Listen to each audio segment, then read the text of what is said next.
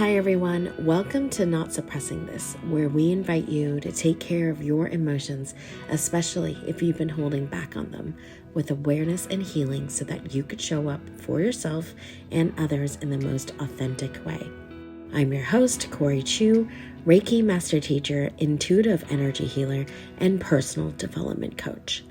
So here we are, not suppressing this.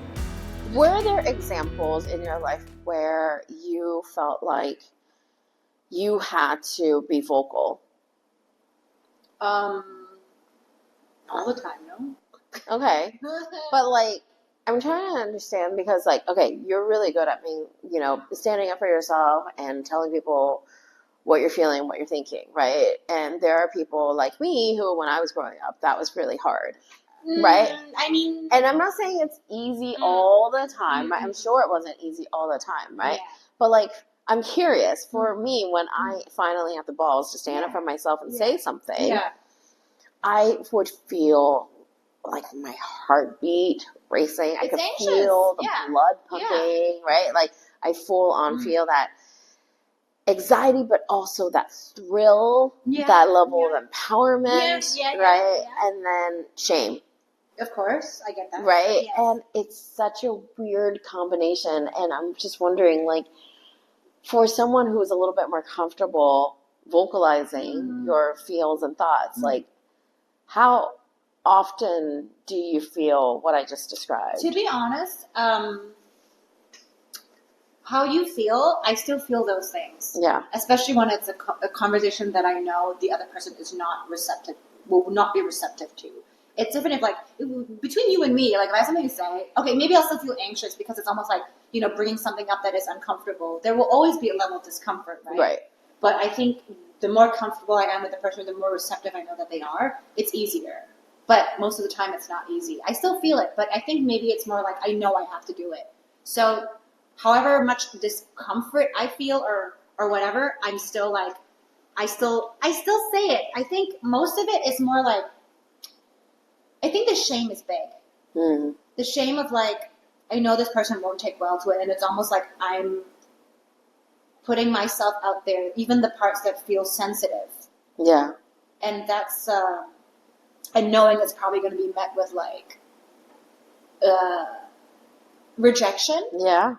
I think there's a fear of rejection there. Like recently I had a conversation with someone that was not really receptive to how I was feeling. And I knew that like, it was going to be met with that because you can just sense that from someone, right? But what do? You got to say it, because if you don't say it, then you're doing yourself a disservice. You're suppressing your shit, right? But it did take, I think maybe, how old am I now? 35? I think it took, how many? I think I'm more vocal about how I feel starting 20, more vocal about my feelings. Yeah. With having those uncomfortable conversations with people that I know will not take I think maybe 27-ish, 27, 28. 28 was the time. 28 and onwards, I think is a bit more, I've been more vocal. I think before that, I still have those conversations, but maybe there's less to talk about before, maybe. Or because I'm just thinking like with my parents. I don't think I brought up stuff much until after 28. Yeah, like I remember I was applying for college applications, and it was rough. Like it was just a lot of pressure, and like I think there's a lot of Asian family, a lot of hopes. Yeah. You get to a good college. Yeah. And that it's like there's a lot of groundwork, right? You get extracurriculars. All of these things. You have to write all these things, and it was stressful. My parents were giving me a lot of pressure, and I remember at that moment, I think I did have like a moment where I'm just like, this is a lot, and I was like, it was an outburst, a mini outburst, where I'm just like, this is a lot. I'm really stressed. Like there's this club. I cannot. And that was a lot for me. And it took a lot to push me to get there. And I think they backed down a little bit. I don't really think they remember it. But, yeah, it was a lot, I think. Or like, I think my mom was making me do Qigong. Yeah, she was just nagging a lot about wanting me to do Qigong and being healthy. And I think at one point I like snapped. Right. And she was offended because she said I was being rude and rude to her. But she didn't realize what made me do that, right? It's like if you keep pushing me to a point. So the point is, you don't want to snap. When it happens, get there before you snap, because when you snap, it's a lot. That's a healthy way to go. And so, yeah, I don't know. I think it's just over time, like, being more in tune with my emotions, being more in tune with like how I'm feeling, and then being aware of how, because like there's a voice in my head being like, "You're angry. Why are you angry? You're feeling something." Yeah. You, and then I'd be like, "No, I'm not angry. No, I'm not. Yeah, you are. You own it. It's between you and me only. It's just us here." I'm like, "Okay, fine." It's true. Yeah, there is a That's voice. a healthy way to process emotions. A lot of the times, like sometimes I push emotions away. Don't get me wrong. We're good at that. Yeah, I'll be like, we no. learn to do that. And then I'll be like, it's just you and me. It's just you and me. Like, get real honest. No matter how embarrassing you are about this feeling, it's just you and me. I'll be like, fine. But that's a sign of serious growth and self-love and self-care, self-honesty. It takes a lot of time and years. It has, and it does. To be comfortable with enough to talk to yourself to be like, how are you really feeling? Yeah. Yeah. Like, you know, like, yeah. Like even if it's like not the right thing to be feeling, yeah. how are you really feeling? Yeah. Yeah. And so there is shame. Even, you know what I mean? Even to yourself, you're like, I'm not feeling that. Mm-hmm. You know, this the automatic reaction of like, because I think there's a fear, there's shame. I think the big thing is shame. Yep. It's the ego and how you're looking in front of others. Oh, I have so many feelings. Or, yep. oh, I feel this. Or like, yep. I'm embarrassed about this. There's yep. an embarrassment, I think. And then, you know, vocalizing it. And I have to give my ex-boyfriend credit, I think, because like, there was a lot of moments where like, he'll know I want to say something, but then I'll have to be like, you know, and then I'll like build up to it and I'll say it eventually. But then maybe knowing that he'll give me that patience at the time to sit with me, which he really did, at least like, you know, yeah, and I would be like, you know, and then I'll winnow, and I'll like, whatever, and he's like, yes, then I'll say it, and I'm like, don't laugh at me, okay, or like, I'll be like, don't laugh, or like, you can't, like, whatever, if I say it, okay, and then, but okay, and then I'll say it, but like, I think I knew that there was safety, but even with that safety, it sometimes did take a while for me to be like, oh, I feel this. Or I want to be treated like a princess. Why didn't you buy me dinner? Mm-hmm. You know, something silly like that. Mm-hmm. Not silly, but you know. It takes a lot of courage. Yeah. It really does. It does. Even to someone you love, even somebody you know, there's still a lot of shame about being very vulnerable, I think. For sure. Like being like your truest self is being very vulnerable. Yep. And like to put it out there and have it, I think, the chance that someone will be like, oh, what the fuck? Or, hey, you're not crazy. I'm still here. Or you are crazy, bye. I hope you meet someone who doesn't do that. No, but you know, like, there are so many people that are like, you're crazy, bye. Right. But even then, I think you still gotta say what you gotta say. But, yeah, there are some people that are like, that's too much for me. You have too many feelings. Yep. Like, oh, I'm sorry. Like, you're too sensitive. I can't talk to you. That's a rejection of how I'm feeling. Mm-hmm. Why can't you just not say it and make me feel, you know, don't say it. Support me. Mm-hmm. But, I mean, obviously it goes both ways, right? Maybe they just really feel that way. And maybe they just haven't learned how to respond to that, right? Yeah. But it takes courage. It still does, even till this day. But I think that's the way to go. Like, and I say this to a lot of clients, students, friends, family, like, if you can't get real with yourself, you can't get real with your ugliest parts, your deep, dark emotions, then if you don't even, what's the point, right? Like, what is the point? Like, I really just don't think that the point of life is to make sure that we have the latest car, the latest this, the best job, blah, blah, blah, right? It's, you know me, you know that about me. Like, I really feel like there is deep meaning and purpose in finding ourselves and forming relationships that are healthier and better because of it, right? And we continue evolving consciously. But that's one way, right? By not suppressing our emotions, by getting real, talking to that, responding to that voice in our head and having a conversation with ourselves, which also is such a great way, by the way, to to befriend our loneliness as well, and to get really honest with our emotional body. I think that's the way to go. That really is the healthiest way to go. And sure, you don't need to do that and cripple yourself every single day and, spiral and consider every single emotion in a short amount of time, that's not great either, right? There's a balance. There's a balance, right? And I think that's genuinely the most healthy, mature, and wonderful act of self-love and self-care. Yeah. And embracing the shame, befriending the shame. So much shame. I think we have so much shame in general. I think it's because we're Asian. Not just Asian, right? But we do deal with a little bit more than in our opinion. But I think a little. I think a lot of cultures have their own bits of shame that they have to deal with, right? Yeah. But I do think that, one of the biggest takeaways, as you shared, is to get real honest with your feelings and be like, okay, how do I do better?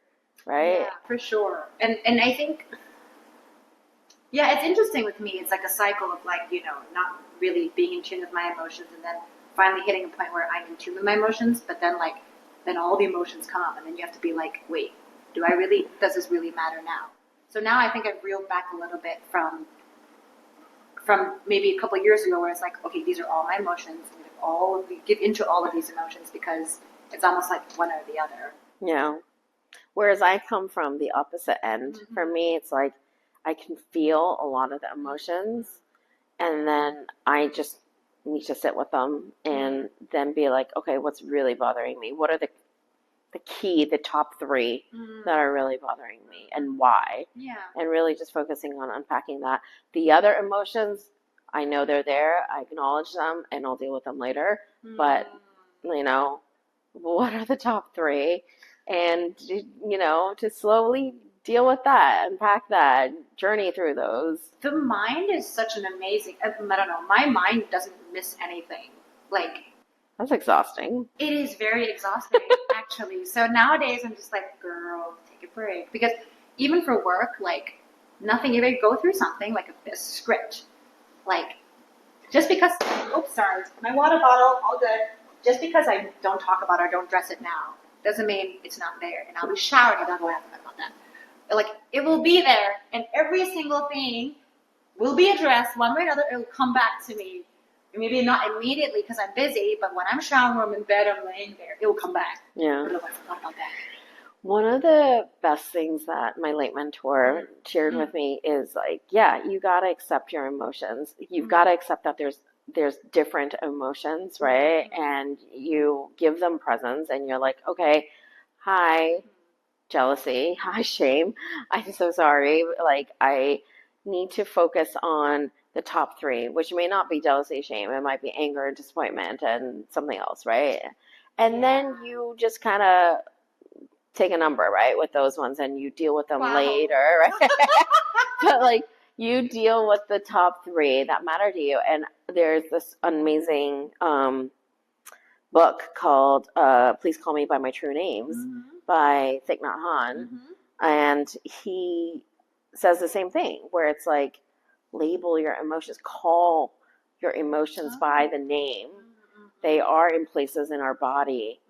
And, that's another conversation for another day to talk about identifying emotions in our body and doing body scans. But I find that to be a super powerful tool, a wonderful way for us to get more in touch with our body, our emotional body, and our mental body. Yeah. And us holistically. Yeah. I usually feel it here in my chest. All of them? All of them. When I'm feeling anxious, I feel for sure a block here. Yeah. When I'm feeling nervous, I feel a block here. When I'm feeling angry, I feel a block here. It's all here. And I'd be like, I remember I was arguing with my brother the other day, you blocked my heart chakra. He's like, I'm sorry for blocking your heart chakra. You know what? That's so cute of him. I was like, my heart chakra is blocked now. He's like, I'm sorry. I'm blocking your heart chakra.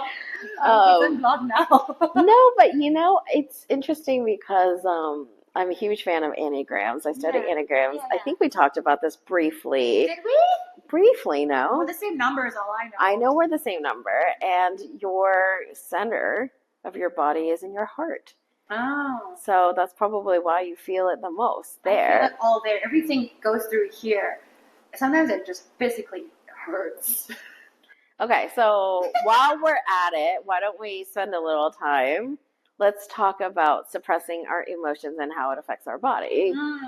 Yeah, you know, you were just sharing, like, when you feel your heavy emotions that you're processing or perhaps on the way of suppressing or are suppressing, you feel it in your heart the most, right? I feel it in my heart, yeah. And it will, I mean, for me, actually, I went through something traumatic, and I had rashes here, my lips, my fingers for like, what, 2 years? Was it 2 years? I don't remember. Something like that, yeah. A long time. Given it was pretty intense, but like the point is, it comes out in your body. I'm so glad I don't have it anymore. Look at you did the work. But like, it was like here, like a big ass hickey, and I remember this guy I worked with was like, "Are you okay?" I'd be like, "Yes." You know? I genuinely didn't remember that until you just brought it up, but now I remember all of that. It was like all around my lips, and then fine, we can have it on my lips, whatever, right? But like, it would be like in my cuticles, in my fingers, and then it would like dry up, so then it would like bleed and crack. Oh my God. So then I can't type, and my way around it, if y'all want to know, just in case, is I'll put Band-Aid around it, because then it'll keep it moist, and then when it keeps it moist, then it won't dry up, and then I can still type. Right. But that was like, you know, like even moving my fingers was like tough, and then it'll be here, but mostly here, like it just came out like rashes. Yeah. I have photos. It's not pretty. Can put lipstick on for a while. Yeah, I can now. Look at that. Look at the shift. Look at the growth of the inner work, and it's showing up in your body. And that's the thing. Like, it's true. Like, when we don't have enough space for our emotions, our body will react to them. It will look for space. It needs to have a reaction. For you, it was a rash, right? For some people, it might be an abscess, right? It might be a cyst that doesn't. Might be loss of hair. Might be loss of hair, which right? I also had. Right, and so that's. And so yes, like, you know, while some people say like, you know, energy healing or metaphysics, like they don't really recognize it. It's there, like it's totally there, and I like look at TCM. Right? Alternative therapies, they've been around forever, right? They've been around before Western medicine. And I'm not saying this is better, this is, you know, Western better is nothing. I'm really not. Like, I really do believe in, there is, you know, a great combination in integrative therapies, right? Integrative medicines. But I do want to just highlight, like, yes, it does show up in our body. Like, when we can't handle emotions, when our body is not able to process these emotions that we've suppressed, they will show up somehow in our body. They will. They can become a disease. They can become a sickness. And that's what you want to avoid. Right. You don't want to get there. No, you don't. You have to. That's why it's always important for me to process everything, because I know that if I don't deal with it, it'll come back. Yeah, it bites you later, and it will be way worse. And you don't want to get to that point, right? Now that I think about it, like I remember, like in maybe around 10 years ago, I was hung up on this guy. Didn't know how to process my emotions.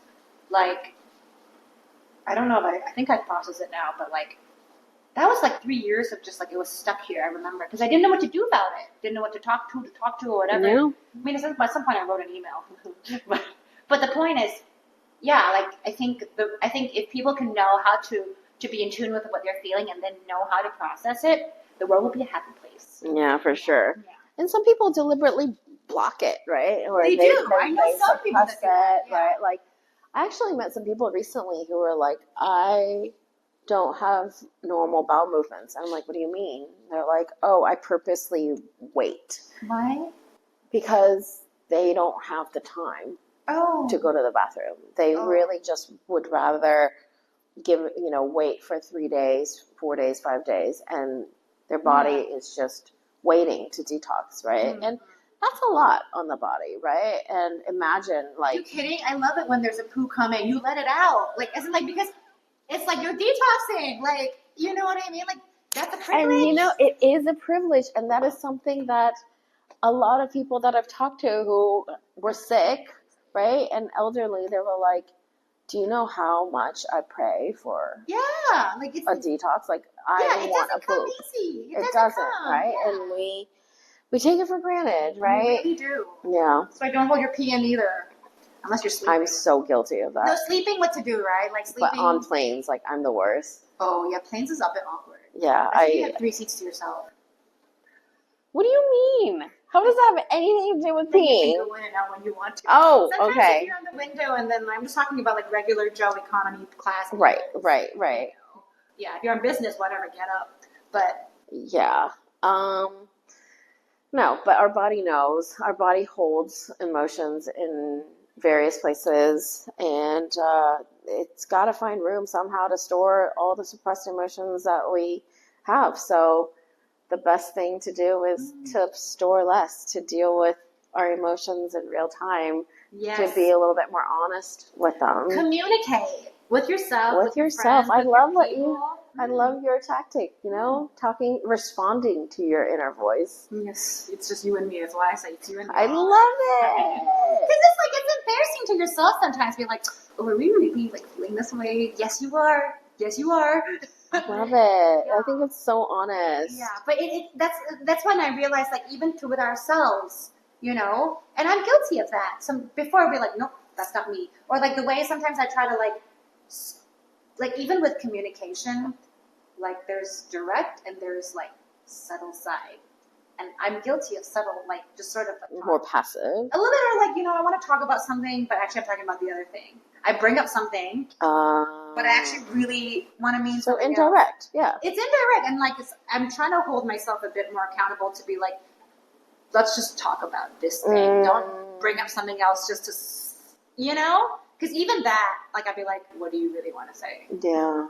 But, my mind is harsh sometimes. I'd be like, oh, can you call me? Yes, let's say it like that. Hey, that's still a really nice way to talk to yourself, though. Like some people can be, they have a really critical, like inner critic. Like their inner critic is super strong, and they're not able to have such a friendly and kind conversation where they can even laugh with their. I mean, no, sometimes. That voice, right? I'm sure it took you a while to get there. Sometimes still I'll be like, I'm crazy. I'm like, no, don't say that about yourself because your body has a frequency. You can't say you're crazy. Because I'm like, am I crazy? What's going on? I'm like, no, you're human. Yeah. But, sometimes still it comes out. Be like, girl, what the fuck is wrong with you? Be like, no, don't say that. It still comes out sometimes. We're so used to saying that to other people, to whatever, but like, yeah. I was watching this thing on Instagram, given I don't know the full, but that like, because our body's 70% water, but then water stores memories. Yep. Water responds to words and yep. stuff.